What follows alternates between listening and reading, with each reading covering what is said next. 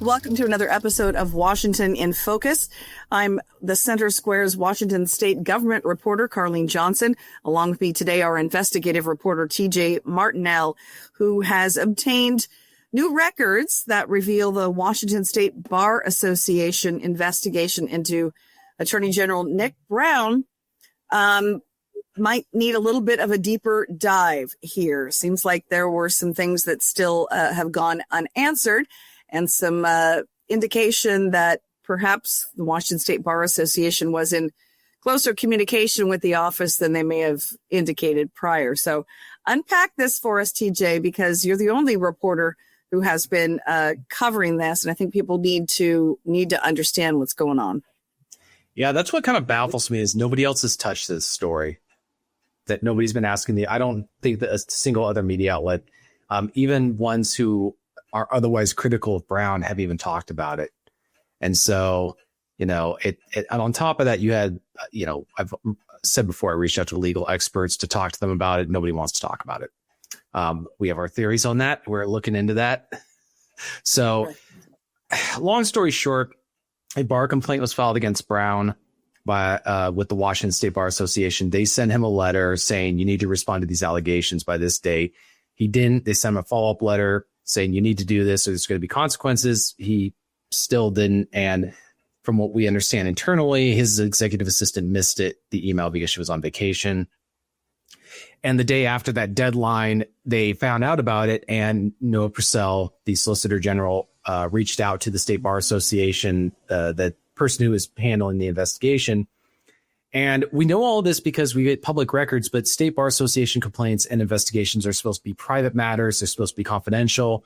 They're not supposed to be disclosable to the public, but because they were communicating with the Attorney General's office, that's what happened. We know this is probably the most media coverage any State Bar Association investigation will ever get in Washington State because of this.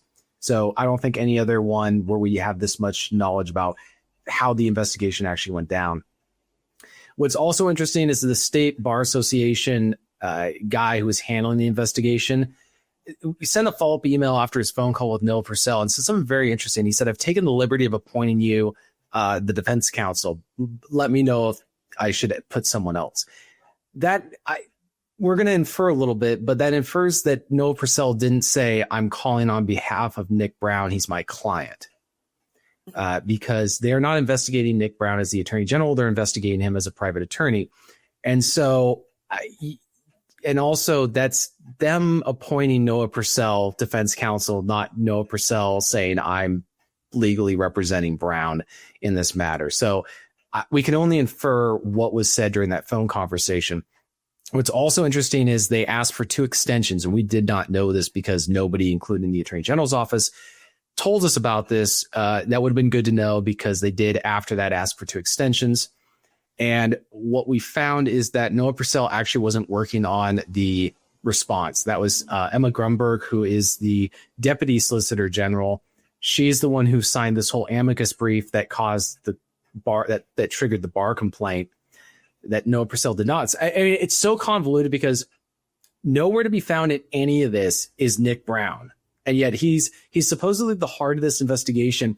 He's nowhere to be found. He's not mentioned anywhere. He's not included in any of the communication. Oh, he is included in some of the communications, but just he is radio silent on this whole thing. This is, and so it's still not responded to you ever, right? I mean, you continue to make it. I mean, they've said that they did nothing wrong filing the amicus brief. They claim that the complaint is groundless and meritless. And they really, there's so many questions that are being begged is why did it take so long for them to form a response to this? Why, if it was not a big deal, did the State Bar Association ask for a response?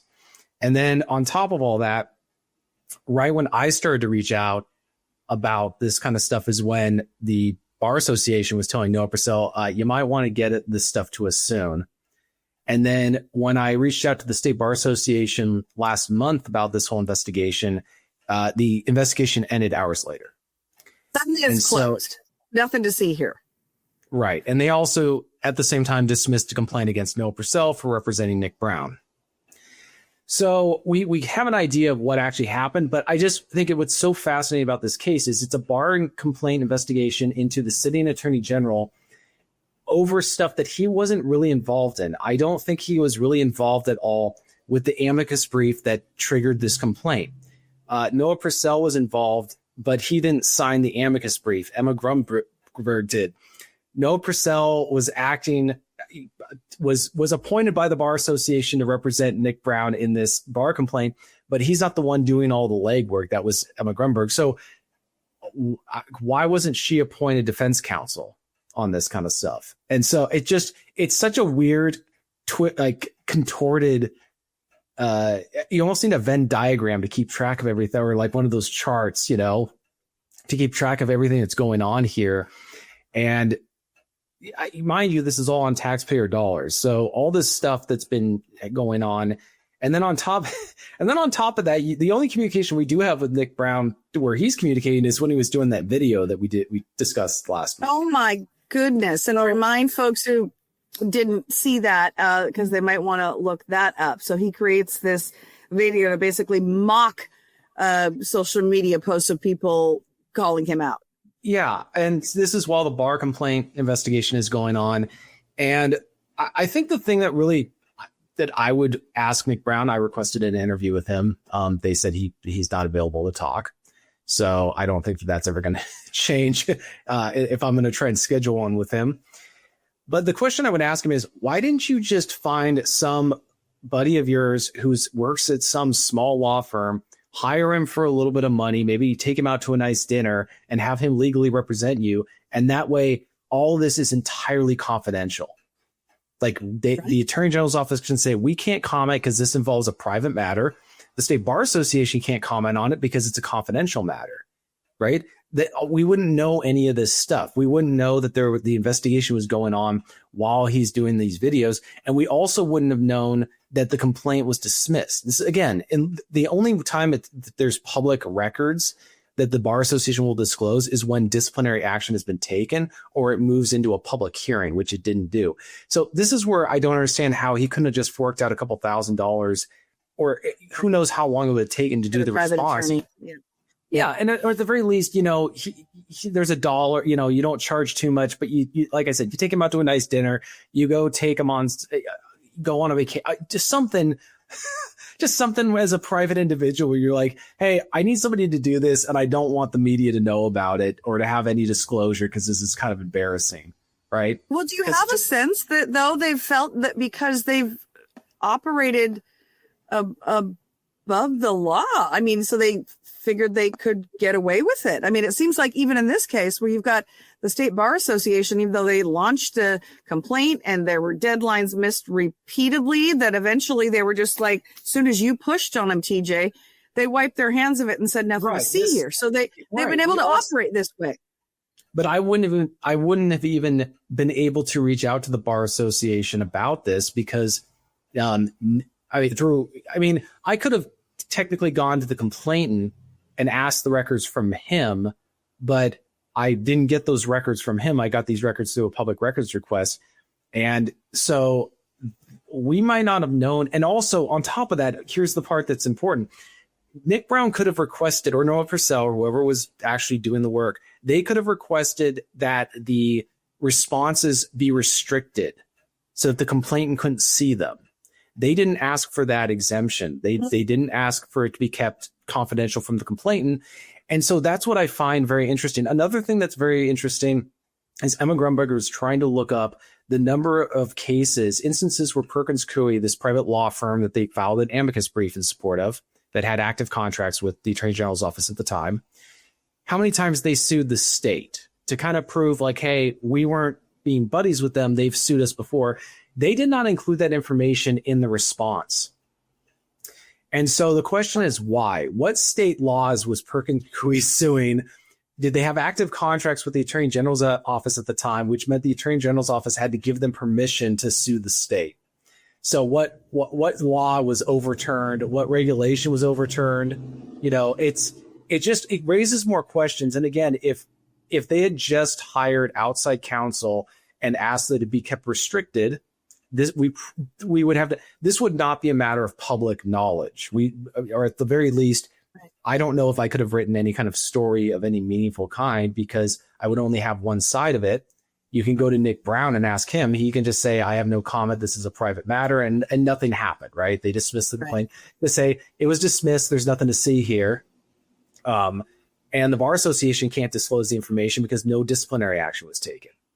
So now, from the time this was closed, though, the complaint basically dismissed. Is that the end of it, or is there a potential appeal at this point? There's a potential appeal. And the thing is by making it by going about it this way, it's only giving more fodder for the complainant to say, here's all the problems with this. One, you're having the Attorney General's office legally represent a private attorney, which they're not allowed to do. He's not being investigated. And the State Bar Association said, we do not investigate people in their public offices. We investigate them as private attorneys. So in this function, what complicates it is Nick Brown's was investigated for actions he took while acting as Attorney General, which really raises these questions of how the Bar Association, I guess, the level of protection that an attorney in the Attorney General's office or a private law firm acting as the Special Assistant Attorney General, they have now protection where they can do things. And if the bar complaint somebody files a bar complaint against them, the Attorney General's office can get involved and use taxpayer dollars to defend these people, even though they may have a complaint filed against them as a private attorney or for stuff they did as a private attorney. So it's just investigating all this stuff has been very enlightening as to how the legal system works and how, the law firms operate and what's considered normal.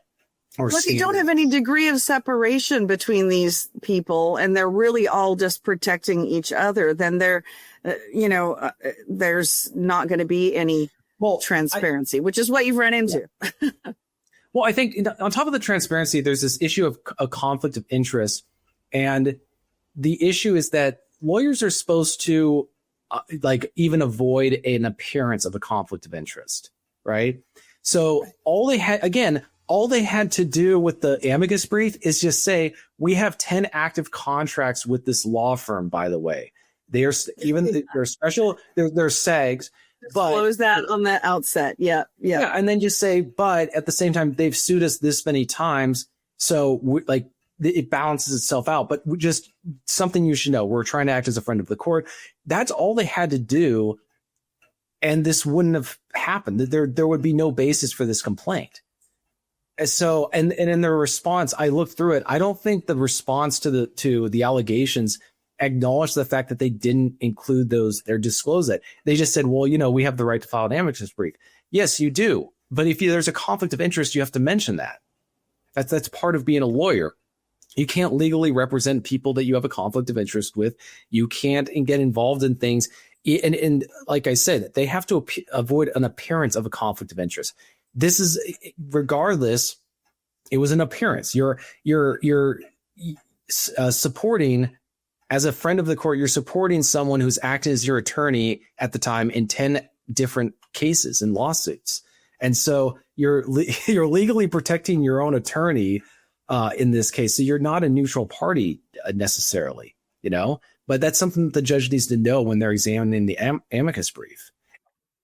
It's important to note that I said this before, the amicus brief did not protect Perkins Coie's federal contracts, and it didn't protect its security clearance. It protected its immediate and continuous access to those things. Because if the motion for a temporary restraining order had been denied, the amicus brief would have had no further impact on the case. Perkins Coie could have gone on, as they could, potentially, because it's being appealed, they could potentially lose all that stuff. They could lose the federal contracts and the security clearance. So this was not in support of their long-term permanent access to these things. It just protected it. What it was saying was, hey, let's put an injunction in place, a restraining order, while this case is figured out. Right? That was what the amicus brief sought to do. So the only individuals that could have benefited was the law firm Perkins Coie. So the question is, of what benefit was this to the people of Washington State? Okay. Is there a way in our last 45 seconds here for you to summarize where things stand with, because Trump got into office and immediately said, no more contracts with Perkins Coie. These guys are corrupt. We don't want nothing to do with them. Cancel all that. Get these guys out of here. And then there were some of that was put on pause by the courts. Where did that end up, or is that still it's still under appeal? I mean, who knows what's going to happen with this stuff, but this could be used potentially by Trump's lawyers in as part of their appeal.